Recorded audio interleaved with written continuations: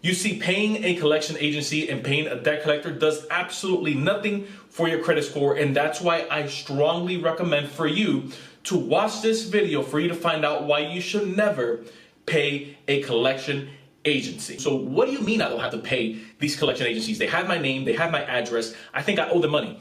Let me help you out, because this is how it works with collection companies. When the original creditor, let's say credit card company ABC, has been trying to get someone to either pay their debts or pay the amount of money that they owe because they've fallen behind for whatever reason that is, after 180 days, whether it's at the end of the year or let's say after the 180 days, they decide to then do what's called a charge-off. And a charge-off simply to them means we are now writing this off of our books because of tax purposes. We've now taken a loss on this. So now they're going to do one of a couple of things. They're either going to charge it off and call the insurance company, let them know that, hey, we've taken a loss on this. Or within that charge-off, they then call collection agencies and then they sell that portfolio of charge-offs, which is a pool of hundreds, if not thousands of different charge-offs from different people, not just one person. And now what do these collectors do with these collection agencies? Well, they buy this portfolio of debt from the original creditor for, again, hundreds, if not thousands of people for pennies on the dollar, literally getting a portfolio of 1,000 names and 1,000 different statements for $10, maybe even $15, when in return, it's already been written off as a tax loss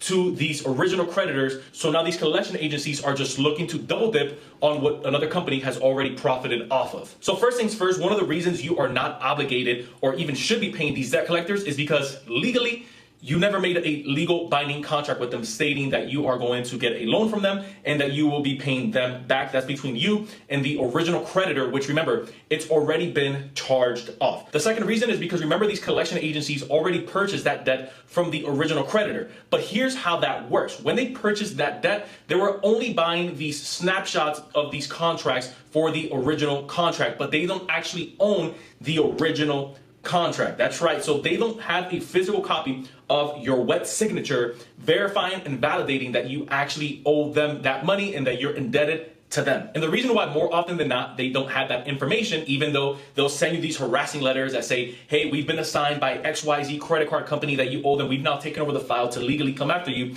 is, well, it would cost them significantly more money because remember, they're buying in the thousands when it comes to these portfolios to actually get their hands on that information from the original credit card company that someone owes the money to. Let's say that this cup or this mug signifies the debt that they are selling off to these collection agencies, and the markers represent all the debt that's being sold off. Well, here's the thing.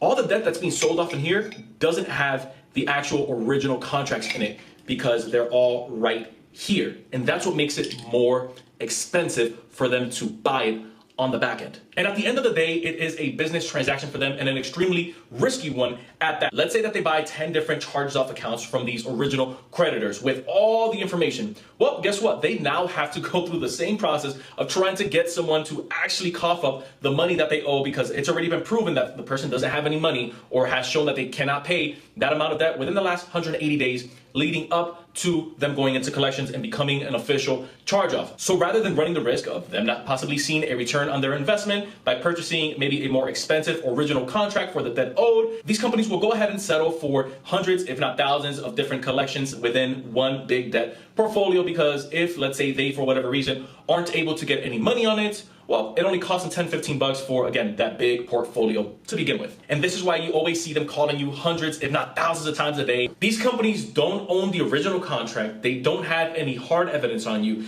And in some cases, they're not even licensed to collect debt in your state. And this is exactly why you never want to pay collectors, because at the end of the day, they're just trying to get money out of you. Again, companies like this have hundreds, if not thousands of different people that they have in rotation, constantly getting called, constantly getting bombarded. And this is why they're so quick to settle, let's say, a $4,000 debt that you had with the original creditor down to, let's say, $500 with a collection agency. But again, it doesn't do anything to improve your credit score other than giving you your credit score a satisfaction stating that you've finally paid off the collection agency, but it never comes off of your credit. So there's two things that you can do. You can either send the debt collection agency validation letters, letting them know, hey, look, I want to get this debt verified. And if you don't know how to do that, then I recommend that you reach out to someone that maybe has some experience. Or you can send dispute letters, disputing this debt, letting them know, hey, look, this debt doesn't belong to me. Or if you did settle for whatever reason and that is still showing up on your credit and you want it deleted from your credit report, you can send dispute letters over to Experian,